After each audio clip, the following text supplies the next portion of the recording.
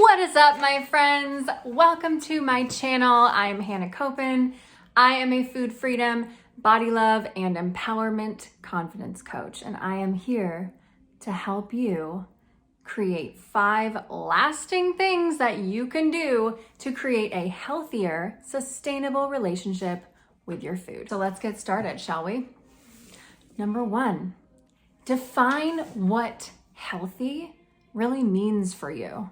Right? We are bombarded with information out there that is telling us what healthy means and what healthy should be, and clean eating this and detox that. And it is exhausting to try to navigate yourself through all of the information out there. So define it for yourself. Redefine healthy. What does healthy mean for you? What does healthy feel like in your body?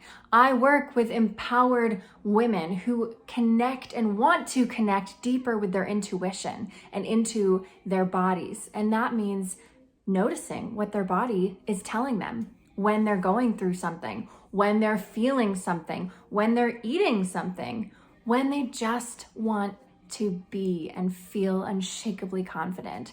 And that all happens by tapping into your intuition and redefining healthy and striving towards your unique goals rather than somebody else's goals that they might put out on the internet or on a PDF somewhere that you found written on the web.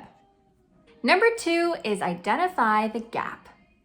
Identify the gap between what is working and what's not working so well.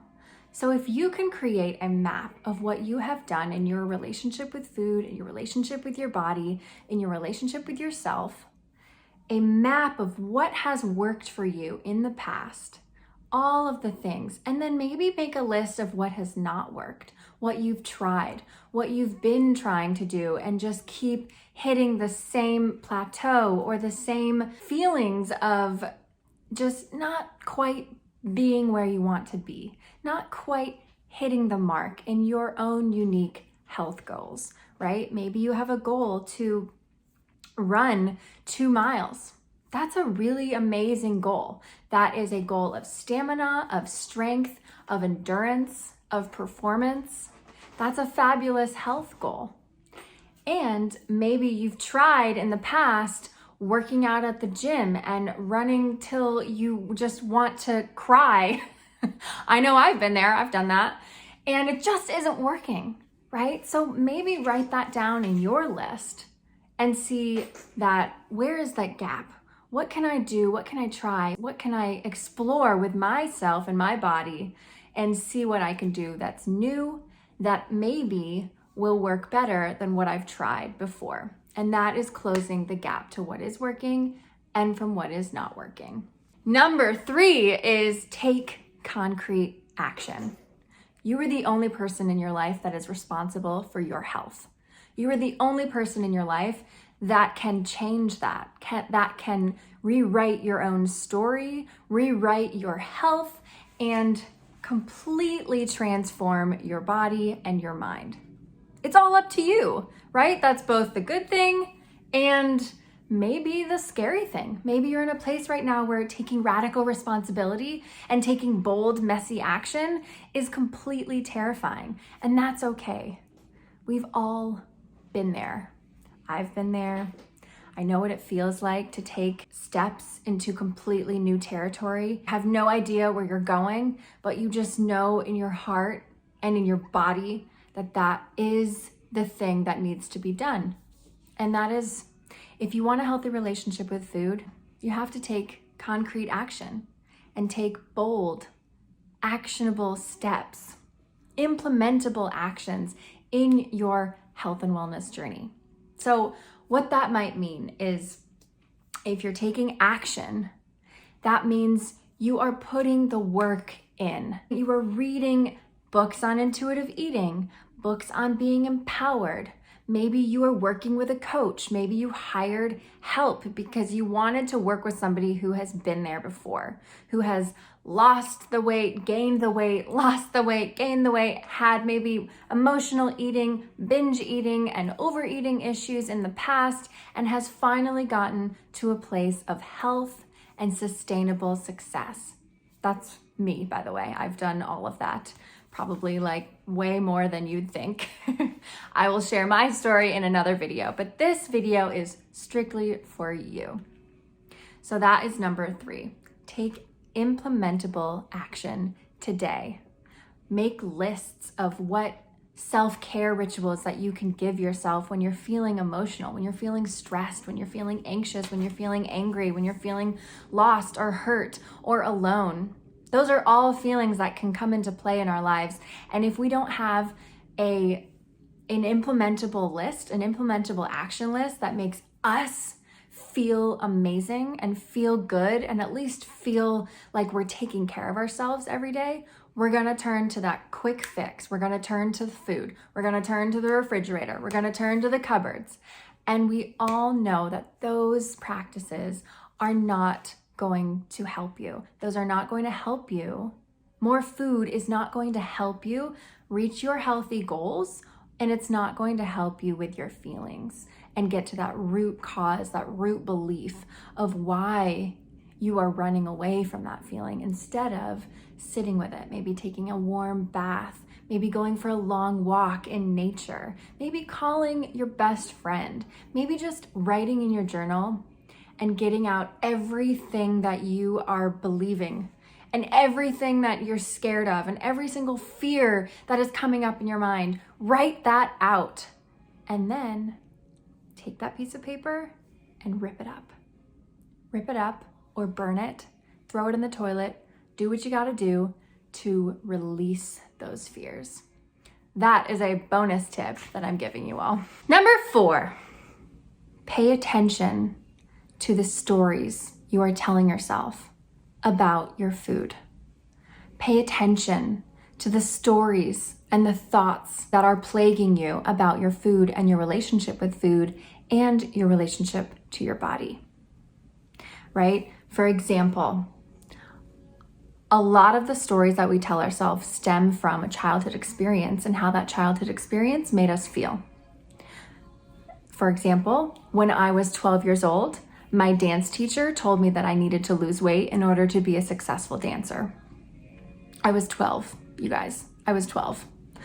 And that story plagued my experience between food and health and weight and success. And that completely shifted my belief about myself, completely shook me for the rest of my life. Well, until 6 years ago when I finally healed and finally got really clear on what that was and why that was and how to rewrite that and how to rewire my brain. And that's what I help you do. This is the channel for you if you are interested in rewiring your brain, how your mindset thinks about food and body, how your mindset thinks about confidence and empowerment, and how you want to live your best life with your fullest potential, purpose-driven life. So I ask you now to think about what that story might be for you. Did somebody give you a comment like that when you were a child? Maybe a mother, maybe somebody who was really close to you and you really honored and loved and admired. For me, that was my dance teacher. I loved him. I admired him and I looked up to him. And for him to tell me that I was never going to be successful until I lost the weight. Which, by the way, I was 12 and I didn't really have a lot of weight to lose. But he still said that, and that hit me to my core. And that made me think that no matter what, I have to be smaller. No matter what, I won't be successful unless I lose X amount of pounds, unless I'm this big, unless I'm this size, unless. And I just kept thinking that over and over and over again. And it was dreadful. And it's unhelpful. So I ask you again, what are those stories that you're playing on loop inside of your head that stem from your childhood experience? And are they really true? And furthermore, are they really serving you? Because if not, and if they're not true, they can be rewritten and you can help yourself and succeed and be loved and feel worthy and feel empowered and feel unshakably confident if you work on those, if you work on rewriting those beliefs, if you work on acknowledging the story, seeing it for what it is, and then working and doing the hard work to unwrite it, to unlearn it. And if you need help, reach out to me. I'm here. This is what I do. Number 5, call it out. Bring awareness to your relationship with food and with health.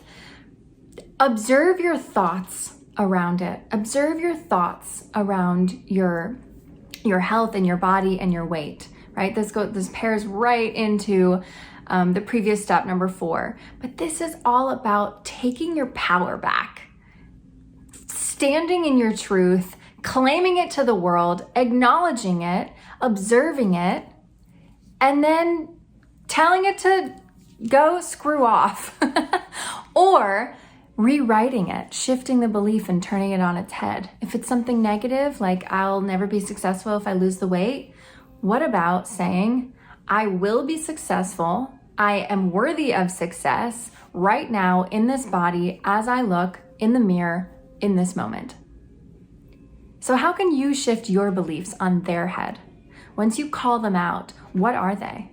Exclaim them, write them down, and then on a separate piece of paper, write down them flipped on their head. Write down the positive emotion that you can, or the positive belief that you can now replace that limiting belief with. What is that for you? I would love to know. Share in the comments below if this video was helpful for you. If you'd like to, share it with some of your friends, and always hit the subscribe button. I cannot wait to bring you more confidence, empowerment, body love, and food freedom content. Bye for now.